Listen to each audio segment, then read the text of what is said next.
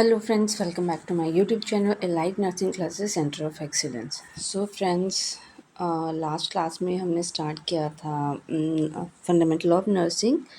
सो fundamental nursing में हमने first chapter start किया था care of special population.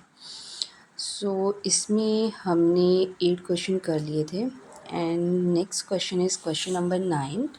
The nurse is completing the admission assessment for a client who is intellectually disabled. Which part of the client encounter may require more time to complete? So question है कि as a nurse you are completing the admission assessment of a client who is intellectually disabled, right? Intellectually disabled client की आप admission assessment complete कर रहे हो. So कौन सी part assessment का may require more time to complete, कि किस part को हमें किस एडमिशन असेसमेंट के किस पार्ट में हमें ज़्यादा टाइम लगेगा टू कंप्लीट करने में, राइट? सो यहाँ पे क्वेश्चन पूछा गया है intellectual disable, patient is intellectual disable and you are completing the admission assessment of the client.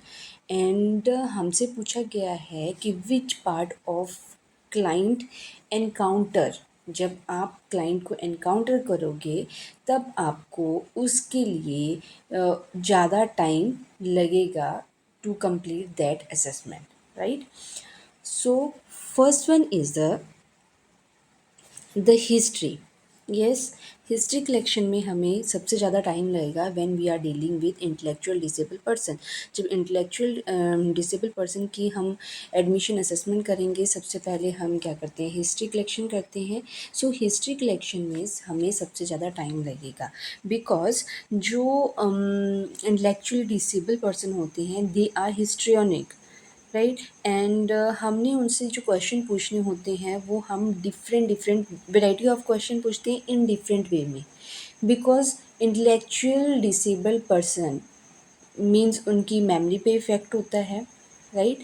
सो उनसे हमने सेम क्वेश्चन डिफरेंट वे में भी पूछना होता है कि क्या वो सही आंसर कर रहे हैं उस चीज़ का, राइट?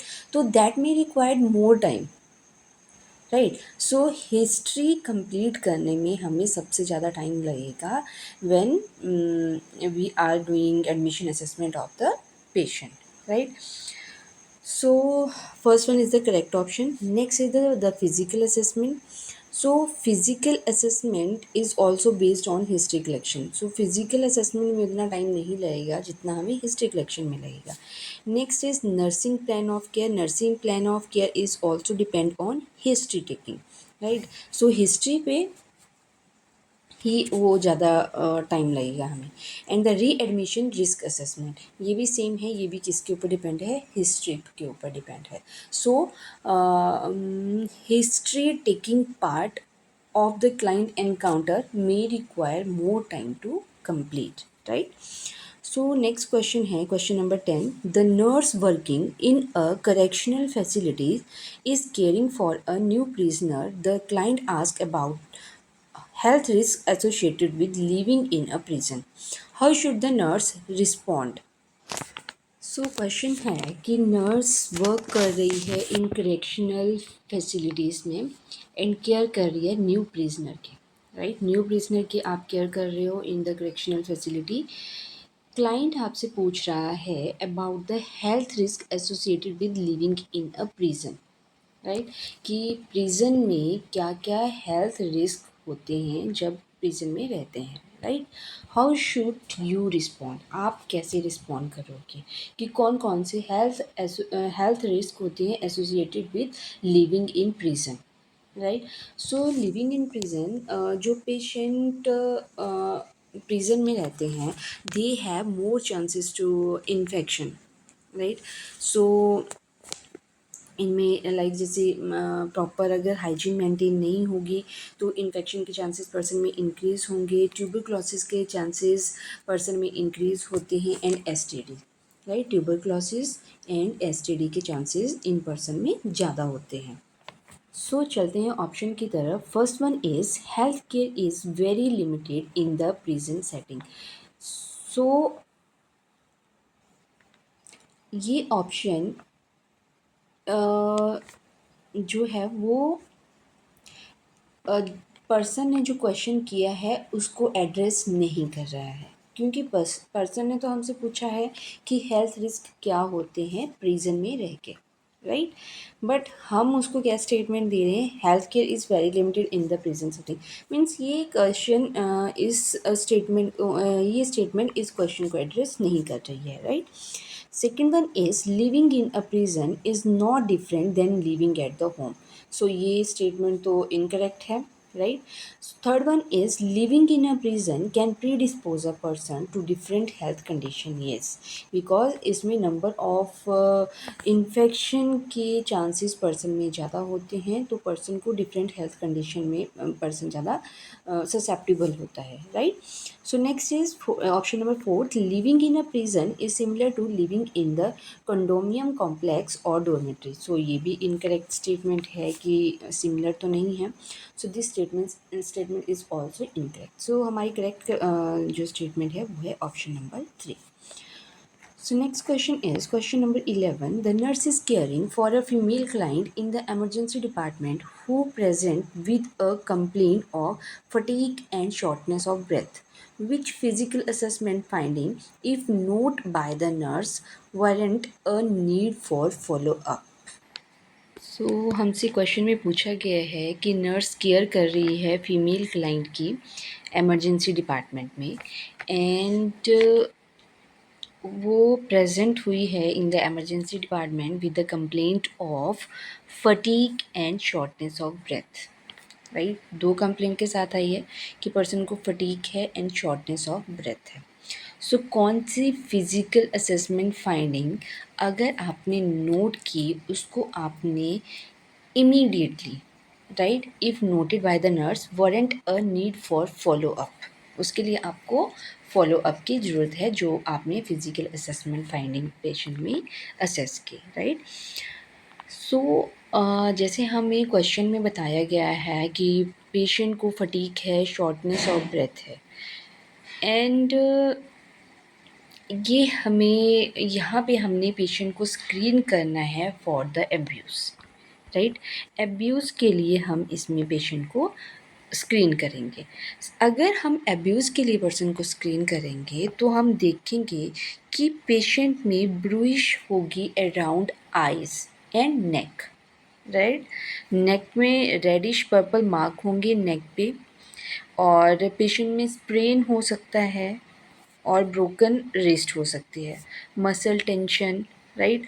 फर्टिलिटी इशू पर्सन में हो सकते हैं, involuntary shaking of body, depression anxiety person में हो सकती है, low self esteem, night mayor person में हो सकता है, and post traumatic stress disorder person में हो सकता है, राइट। तो हमने ये चीज़ें, अगर हम एब्यूज़ को स्क्रीन कर रहे हैं तो हमने ये चीज़ें साथ में असेस करनी हैं पेशेंट में, राइट। सो चलते हैं ऑप्शन की तरफ। First option is redent sclera of the eye, no. Around the eye redness होगी, dry flicking note on the scalp, no. So हम एब्यूज़ का हम इसमें देखेंगे, right. A reddish purple mark on the neck, yes, reddish purple mark on the neck ये हमें abuse के assessment show कर रही है, राइट। क्योंकि हम फिजिकल असेसमेंट कर रहे हैं, फिजिकल असेसमेंट में हम जनरल अपीयरेंस देख रहे हैं, पेशेंट की स्किन को असेस कर रहे हैं, right.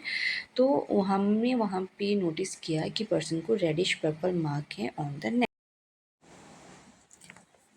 So our correct option is option number 3, right. So as I told you कि जब भी हमने बेटर्ड फीमेल को असेस करना है, देन उसमें जो मेन सिम्टम होता है that is bruise around the eyes and neck, right. So सबसे मेन सिम्टम यही होता है एब्यूज़ का, राइट। बाकी सिम्टम शॉर्टनेस ऑफ ब्रेथ हो गया एंड फटीक हो गया, क्रॉनिक फटीक हो गया। सो ये भी उसके साथ एसोसिएटेड सिम्टम्स पर्सन में होंगे, राइट।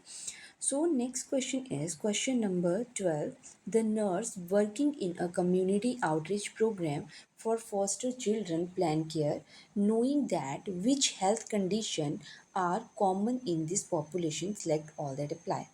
सो नर्स वर्क कर रही है कम्युनिटी आउटरीच प्रोग्राम में इन फॉस्टर चिल्ड्रन के साथ। उनको प्लान केयर फॉस्टर चिल्ड्रन को प्लान केयर नोइंग दैट कौन सी हेल्थ कंडीशन कॉमन होती है इन पॉपुलेशन में, राइट। फॉस्टर चिल्ड्रन में कौन सी प्रॉब्लम कॉमन होती है, हमसे ये पूछा गया है। Select all that apply. So foster children में मेनली जो कॉमन हेल्थ प्रॉब्लम्स होती हैं वो होती हैं लाइक स्लीप प्रॉब्लम इनमें ज़्यादा होती है, राइट। स्लीप प्रॉब्लम होगी एंड पर्सन में लाइक इनमें एग्रेशन, राइट, एग्रेशन इनमें होता है। नेक्स्ट एडीएचडी पर्सन में इनमें कॉमन होता है। पीटीएसडी इनमें होता है, right. And personality disorder person में होते हैं and drug abuse in later life, right. So later इनकी लाइफ में ये प्रॉब्लम इनमें हो सकते हैं, राइट। तो चलते हैं ऑप्शन की तरफ। First option is asthma. Asthma specifically in patient को ही नहीं, ये मीन्स स्पेसिफिकली ये फोस्टर चिल्ड्रन में ही नहीं होगा, right. Next is the claustrophobia. So claustrophobia and asthma specifically इस पॉपुलेशन में नहीं होगा कि हम स्पेसिफिकली बोलें कि फोस्टर चिल्ड्रन में ही ये प्रॉब्लम होंगे, राइट। सो हमसे कॉमन हेल्थ कंडीशन पूछी गई हैं कि कॉमन हेल्थ कंडीशंस क्या क्या होती हैं। Next is sleep disorder. ये sleep disorder as I told you. Bipolar disorder हो गया, एग्रेसिव बिहेवियर हो गया and attention deficit hyperactive disorders हो गए। So our correct option is option number 3, option number 4, option number 5 and option number 6. So next question is question number 13. The nurse planning care for a military vet nurse should prioritize nursing intervention targeted at managing which condition if present that commonly occur in this population. So question है कि nurse plan कर रही है care for a military veteran के लिए। सो military में जिसका ज़्यादा एक्सपीरियंस है इन पर्टिकुलर एरिया, राइट, उनके लिए आप केयर प्लान कर रहे हो। सो आपने प्रायोरिटाइज करनी है nursing intervention targeting at managing which condition E present, कि जो हमें कंडीशन बताई गई हैं उनमें से आप किस कंडीशन को सबसे ज़्यादा प्रायोरिटी दोगे अगर पेशेंट में ये चीज़ें प्रेजेंट हैं। लाइक हमें ऑप्शन में दिया गया है कि पर्सन को हाइपरटेंशन है, हाइपरलिपिडीमिया है, सब्सटेंस अब्यूज़ डिसऑर्डर है and post traumatic stress disorder है। सो ये चार हमें स्टेट बताई गई हैं कि इन चार कंडीशन में आप सबसे ज़्यादा प्रायोरिटी, सबसे फर्स्ट प्रायोरिटी आप किसे दोगे, राइट। सो जो मिलिट्री पेशेंट होते हैं, राइट, वो एक्सट्रीमली ससेप्टिबल होते हैं to the PTSD, post traumatic stress disorder. और अगर पर्सन में पीटीएसडी है, राइट, अगर पर्सन में पोस्ट ट्रॉमेटिक स्ट्रेस डिसऑर्डर है then these person are more susceptible to the suicide.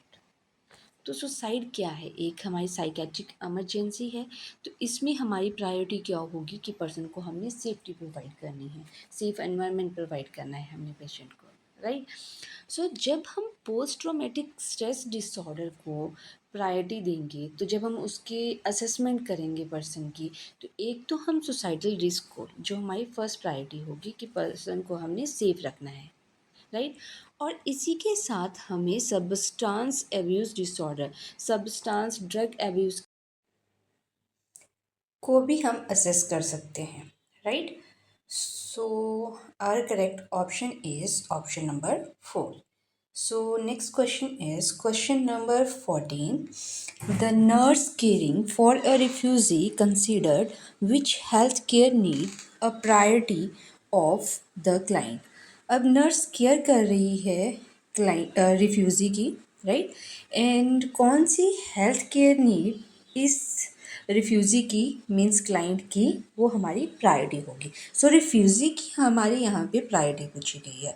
So refugee की लाइक इसके इनके पास शेल्टर, फूड, राइट, ये नहीं होता है, तो उसके लिए हमारी इसकी प्रायोरिटी क्या होगी, जो सबसे पहले इफ़ेक्ट होता है वो पर्सन के मेंटल हेल्थ पे होता है। तो हमारा मेन फोकस क्या होगा, mental health. So our main priority is mental health. So चलते हैं ऑप्शन की तरफ। So first option is access to house, no. Clean water, transportation, ये भी हमारी इंटरवेंशन में होगा, but these are not the priority. Intervention तो हम इसके लिए भी करेंगे, राइट, बट ये हमारी प्रायोरिटी नहीं होगी। So our main priority is access to mental health care services, right? So next question is question number 15. Which action by the nurse will best facilitate adherence to the treatment regimen for a client with a chronic illness? So question है कि कौन सा action जो nurse के through लिया जाएगा will be best, जिससे हम फैसिलिटेट कर सकते हैं adherence to the treatment regiment उस क्लाइंट के लिए जो क्रॉनिक इल है, राइट। सो क्रॉनिक इल अगर पेशेंट है तो उसका प्रॉपर लाइक फॉलोअप होना चाहिए, प्रॉपर उसकी कंसल्टेशन होनी चाहिए, राइट। तो उससे हम बेस्ट फैसिलिटेट कर सकते हैं adherence to the treatment, right. So इसको हम कैसे कर सकते हैं? बेस्ट हम कर सकते हैं by arranging for home health care, right. क्योंकि हमारे मेन गोल क्या होता है इज़ अपने मीन्स ट्रीटमेंट का is promoting the health promotion is the main goal, right. Health promote कैसे होगी? जब रेगुलर फॉलोअप होगा। जब रेगुलर फॉलोअप के लिए हम क्या करेंगे? अरेंज करेंगे पर्सन को for the home health care के लिए, right. So first one is the correct option. Second one is focusing on managing a single illness at a time. Person को जब मल्टीपल प्रॉब्लम है और अगर हम सिंगल ही प्रॉब्लम को ट्रीट करेंगे, मे बी दूसरी प्रॉब्लम और ज़्यादा ट्रिगर हो उससे, राइट, और ज़्यादा एग्रीवेट हो जाए उस टाइम पे। सो हमने सारी चीज़ों पे हमने कंसिडर करनी है, ना कि हमने एक सिंगल चीज़ के ऊपर फोकस करना है। Next is communicating with one provider only to avoid confusion for the client. So nursing क्या है? नर्सिंग में मल्टी डिसिप्लिनरी एक्शन होता है, राइट। आप सिंगल एक केयर प्रोवाइड नहीं कर सकते हो, right. Communication one by one चलेगी, लाइक जैसे आप शिफ्ट चेंज कर रहे हो तो आपने नेक्स्ट शिफ्ट में जो भी नर्सिंग ऑफिसर होगा उसको आप पेशेंट के बारे में सारा बताओगे, राइट। तो हमने एक ही प्रोवाइडर को हमने वो चीज़ नहीं बतानी है, हमने औरों को भी वो चीज़ें बतानी है, right? Next is allowing the client to teach support person about their treatment regimen. So हमने allow करना है क्लाइंट को कि हम टीच करें, टू टीच सपोर्ट पर्सन, कि सपोर्ट पर्सन को टीच करें। बट यहाँ पे क्लाइंट टीच नहीं करेगा, वो कौन टीच करोगे? एज अ नर्स आप टीच करोगे, right. So our correct option is option number 1। So friends, आज की क्लास में इतना ही। आज हमारा फर्स्ट चैप्टर कंप्लीट हो गया। नेक्स्ट क्लास में हम नेक्स्ट चैप्टर स्टार्ट करेंगे। और अगर आपने मेरा चैनल सब्सक्राइब नहीं किया है, kindly subscribe my channel, share with your friends and like the video. Thank you, bye bye.